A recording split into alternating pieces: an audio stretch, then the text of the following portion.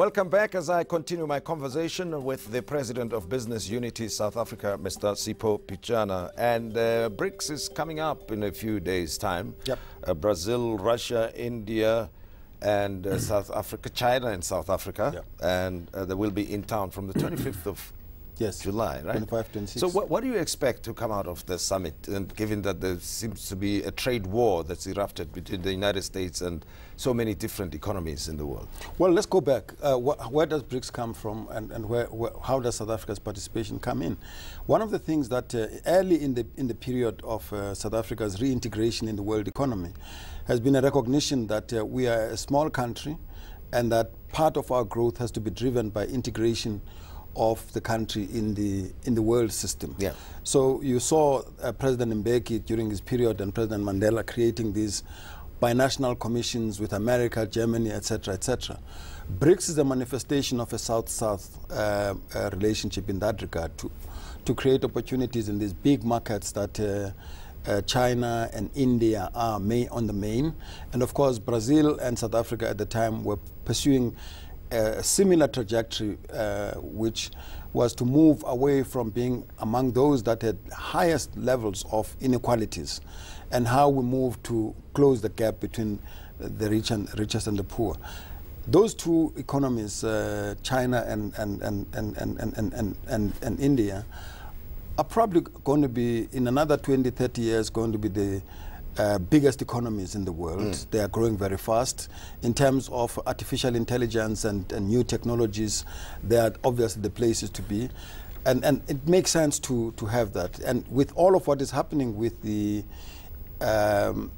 return to protectionist regime that we see with Trump, who, by the way, is blocking South Africa's, one of the things is still products from South Africa are being also affected by what is happening there. Hopefully, with these relations that we're developing with the BRICS countries, new markets are being created, and our products will find a home in some of those. I wonder but the reality of the matter is that in the period that we've had BRICS, the trade relations show that they are in favor of the other countries who are not fully benefiting from that. That must be part of a major point. And has South Africa benefited, from an exports point of view and trade with? And that's a point. Members. I mean, we have a trade deficit, so the benefit is more to the other countries than it is to South Africa. Yeah.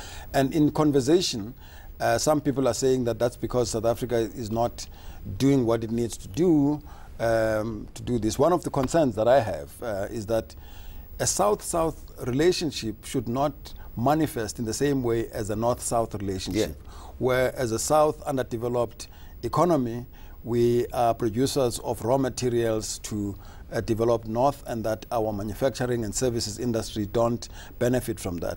If this relationship was about that, then it will just be a reproduction of the old colonial relationships. So it needs to be different. So we need to be very deliberate about that.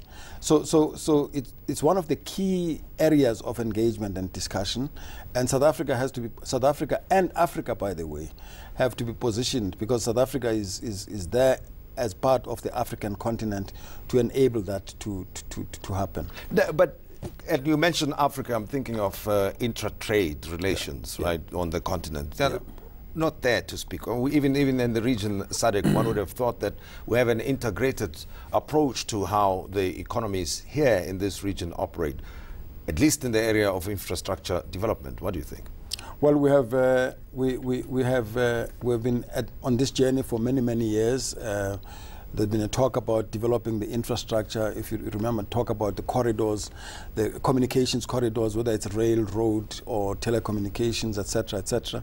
But the conversation in the context of BRICS, especially around technology, may be about how do we use technology and the fourth industrial revolution as a platform to leapfrog Africa's development. In many African countries which have very limited infrastructure for telephony, they actually have benefited from cellular telephone system which is mobile and enables that connectivity to happen a lot easier. So we need to look at those kinds of things, and this relationship affords an opportunity to do exactly those kinds of things. Here's an interesting thing, though, when I think about how the country is run, and something that you spend more time on than I do. I mean, we have a plethora of policies, right, on how to improve the economy. The travels, the summits, the bilaterals, binationals, multilaterals, you name them. We've got them. But somehow we're not getting a good bang for the investments made in these meetings and trade agreements. Why is that? I mean, I've just mentioned at the top of this conversation 1.7 projection of economic growth, now revised downwards, 1.2. According to the planning, NDP says 5% minimum is what we need for the next 15 years if we're going to have the levels of poverty in the country, as well as substantially reduce the unemployment rate. But here we are, still the same place. Exactly. I mean, that's why we take the view as business that we have a blueprint in the National Development Plan which represents societal consensus on how we should move and grow the economy. It's quite clear where the areas where we should be, where there's low-hanging fruit. Among those is dealing with the issues that you started with, which is corruption. And secondly is to deal with the capacity of the state. And there's some very obvious things that you need to do to fix the capacity of the state. We need to look at small and medium enterprises as the key drivers of employment and inclusive growth. We need to look at, so there's a whole range of these things that we need to do. And we need to just get on with it. And as soon after my appointment, I wrote a letter to the president asking on behalf of business for a meeting to have a discussion about how we're going to work with government to take that agenda forward. Now, in the area of SME, I find that you know, the stakeholders who discuss the economic policies of the country are mainly government, organized business, which to my mind means big business, as well as the unions. And there's not much room for the emerging entrepreneurs, especially in the SME space. What is it that business specifically could be doing, should be doing, must do to make sure that you grow that sector, because that's where employment is likely to happen? Well, first of all, I think that Business Unity South Africa has small and medium enterprises represented there. It has agricultural sector, there's women business, there's black business, there's a whole range of business entities involved in there. And we hear that as part of the conversation. That's why part of our agenda is to drive the small and medium enterprise business. But state-owned entities are actually a big factor in the South African economy.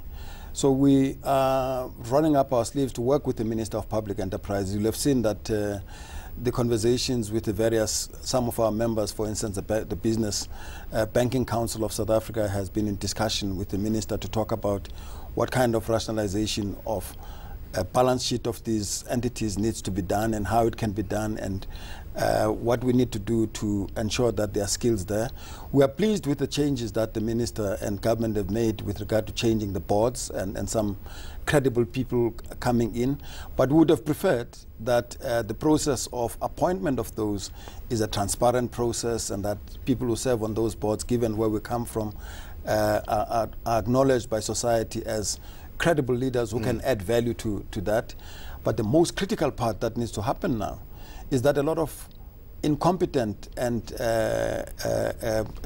people that have been appointed in those institutions, and for as long as you have them, you will not be able to move and shift the dice.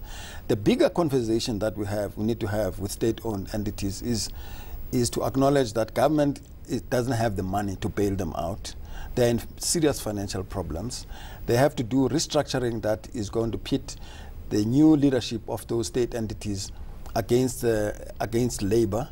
And so we need to have a discussion that reflects on how do we do that? How do we do that restructuring with the support of government, of the leadership of those institutions, business and trade unions, and indeed civil society generally. So it's going to be a very, very difficult conversation, because I heard the minister saying the other day that we're not going to be bailing out these entities. They must go and they must be on their own 2 feet.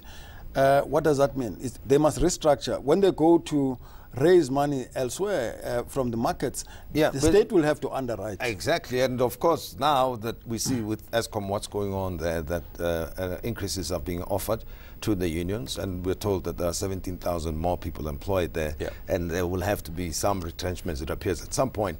And of course tariffs will have to be increased, and it will be the very public again that will have to pay for that. But let me ask you a question, which you are the appropriate person to respond to. It's got to do with the mining charter. We've had discussions about charter this, charter that.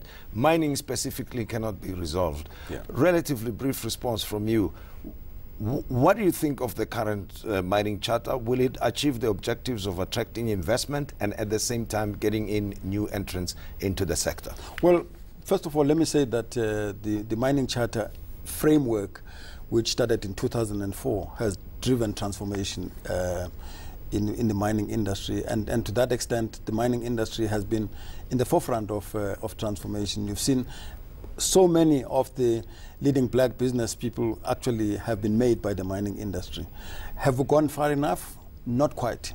We still need to do more. So that's why we are happy to engage and think that the new Minister of Mineral Resources is quite engaging, is quite open. I've met with him and we've raised issues. I have a clear sense of where he's wanting to go with this. My biggest concern is that the transformation agenda cannot be engaged with without talking about the crisis that the industry is facing. Because the reality of the matter is that the mining industry is shedding a lot of jobs. If we can talk about gold industry, 75% of the gold industry is loss-making. 53% or so of that industry's costs, production costs, is labor. So there are all kinds of things that unless we fix the inefficiencies in that system, it will not live another day. Sure. So there are certain aspects of the charter that would be an affront to anybody wanting to invest in the mining industry, and yet so it's going to be a difficult we road. critically need that investment. Thank you very much, Mr. Thank you very much. Pityana. I appreciate it, Sipho. Thank you. you. Well, it's a difficult struggle of sorts to get the economy right, but of course attempts and efforts will have to be made. Sipho Pityana speaks on behalf of the Business Unity South Africa. And as for you, thank you for having been part of the Modise Network this evening. And join me again next week, Saturday at 6 p.m. From us, good night to you.